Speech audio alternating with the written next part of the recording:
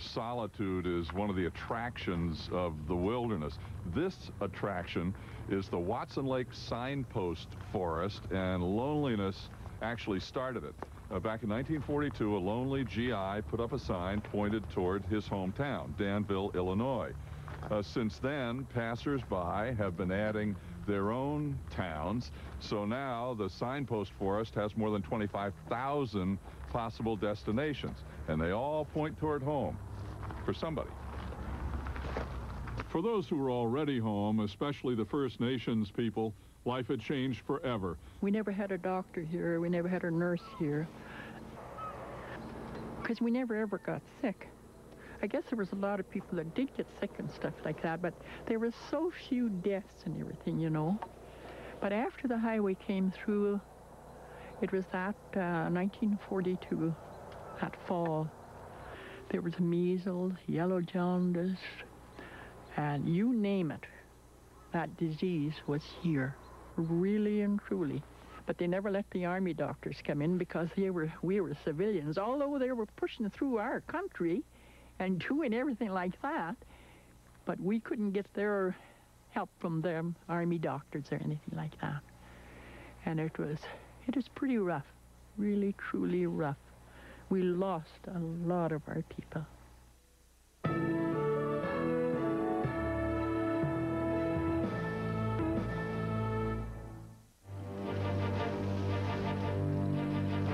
For the men working on the Alaska Highway, the approaching invader wasn't the Japanese army. It was winter, and their fight was to create 8 miles of highway a day, every day, before cold made that impossible. Dear friends, it's going to be a fight now against the shortening days and the worsening weather, against failing equipment and tiring men. But knowing the spirit of all our men, white and colored, I know that the victory will be won, and that what seemed like a hopeless task at the beginning will be a concrete reality soon. Love, Heath. When your dad wrote that letter, what shape was the road at that point? Well, it was pretty close to being finished, David. That was late September, early October of 1942. They knew they were going to make it before winter set in. They knew it was going to be a road that they could use. But the real story is the story of the race to the Canadian border between the 18th Engineers, which is building the road right here along Soldier Summit, and the 97th Engineers, a black outfit that nobody thought much of at all. They started from about the same distance back, about 75 miles. And these soldiers of the 18th, even to this day, won't admit that they got beat. But the 97th made it to the border and 20 miles inside Canada before the two bulldozers linked up, and the black soldiers won the race. The official opening ceremonies for the Alaska Highway were held at Soldier Summit by Kluane Lake, 160 miles west of Whitehorse. Here we are in Soldier Summit today. What was it like that November day in 1942? November 20th, 1942, David, it was cold. How cold? 30 degrees below zero, light snowfall. Sun came up over the mountains over here about 10 o'clock in the morning. There were a couple of bonfires up on the hill and some warming tents. Of course, when they had the ceremony, everybody had to leave the bonfires. There were dignitaries from Alaska, from Canada, all the military brass. They stopped the ceremony in the middle because the Mounties were literally freezing to death. They went in and got their bear coats and put them on and came back out. Continued the ceremony. When the speeches were all done, they cut the ribbon with a gold-plated pair of scissors, flags flying, bands playing the national anthem. And from up the road here, there was a convoy of trucks with the engines running. The lead truck had a sign on it. First truck to Fairbanks came rolling through. Everybody cheered, clapped as the convoy disappeared in the distance. Everybody ran for the other trucks to get back to where it was warm. How great an achievement was there building the road? Imagine the United States before all of this infrastructure was in place, and you were going to build a gravel road from New York to Denver, cross country, across mountains and rivers and forests, and do it in 10 months. That's what this road represents. I hope that in years to come, some tourist will offer up some little thanks to all the humble men who brought him here. It is gratifying to know that our road will need very little change to be incorporated into the final route, being a great deal better than anyone thought it would be. When the road was finished and the ceremony was over and the trucks were rolling, and this highway really wasn't in all that great shape, but as far as the Army was concerned, their mission was accomplished. They'd opened a road from Dawson Creek to Fairbanks. You could drive it. anything in the way of improvements, widening and straightening and so forth, that was the responsibility of the American Public Roads Administration, and that would happen in the next year. The Army marched away, declared victory, let the civilians clean up the mess. Jack Edwards, civilian road builder. And they went down creeks, and they went through marshes, and they did things that people building a highway wouldn't do. When winter came, the road that they put in worked fine, because it froze and it was hard, and it was like concrete. But spring came, and then we used to call it the Alcan Canal, because it turned into like a bog, a lot of a quagmire, and there were trucks stuck here, and they were hauling them out all the time.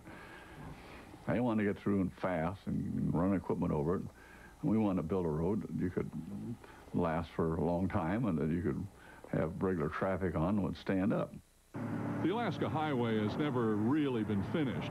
The road crews are constantly straightening and regrading, repairing frost heaves and other damage.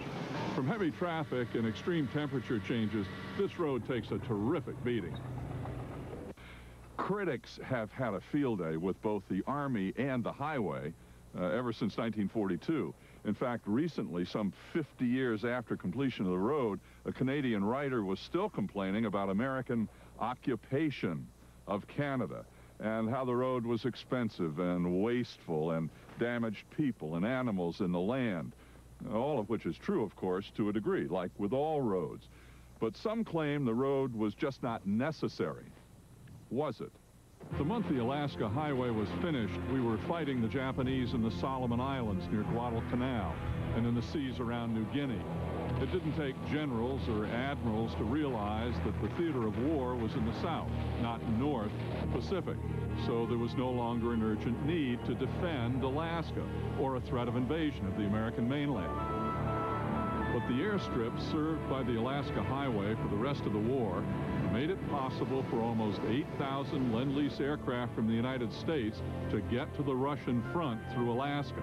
It was an incalculable service to the war effort provided by the men who built the highway. And what happened to those men? They said a float plane will be in to pick you up, and one airplane and another ended up back in Louisiana, where I organized a unit to go over to Burma to try and build another highway. However, the Japanese occupied the country. It's a lot different than having Charlie MacDonald occupying it. The black soldiers went on to serve with distinction in Normandy, New Guinea, and the Philippines. And for 50 years, their contribution to the Alaska Highway was forgotten, or worse, ignored. When we terminated the road and brought it into Fairbanks, there was no ceremonies. They made like we hadn't done anything. We didn't know we hadn't done anything unusual. Yes. That's how I feel about it. Yes. Well, the 4 white engineer regiments, those files were complete and accurate and in great detail. 2 of the black regiments were so-so. The 97th, the ones that beat the 18th to the border, they had no files. There was nothing in the National Archives about the 97th. It's like they never existed. In 1993, the government tried to make amends for its historical neglect by honoring African-American highway builders in a ceremony at the Pentagon. Hayward Aubrey and Nehemiah Atkinson were there. The thing that came to my mind, thank God, Hayward. I never thought the day would come, but here the 2 of us are together being recognized for something that many men probably will never be able to do. Hayward Aubrey became an artist after the war. He founded the art department at Alabama State University. Nehemiah Atkinson is a top-ranked senior tennis player. He works with inner-city kids. In 1973, he received the Robert F. Kennedy Ripple of Hope Award. Colonel Heath Twitchell served in Europe and Japan, then retired to write the memoirs that his son turned into Northwest epic. Coming up the Alaska Highway, Heath Twitchell Jr. found his father. 50 years earlier, his father found confidence in himself and in his ability to lead troops. Hayward Aubrey found pride here and the value of perseverance. Al Eschbach, who spent his life making the land do what he wanted it to do, found Charlie MacDonald, who spent his life doing what the land wanted him to do. They all found something up here, whether it was what they were looking for or not. Besides bulldozers, jeeps, and shovels, the men who came north to build the highway brought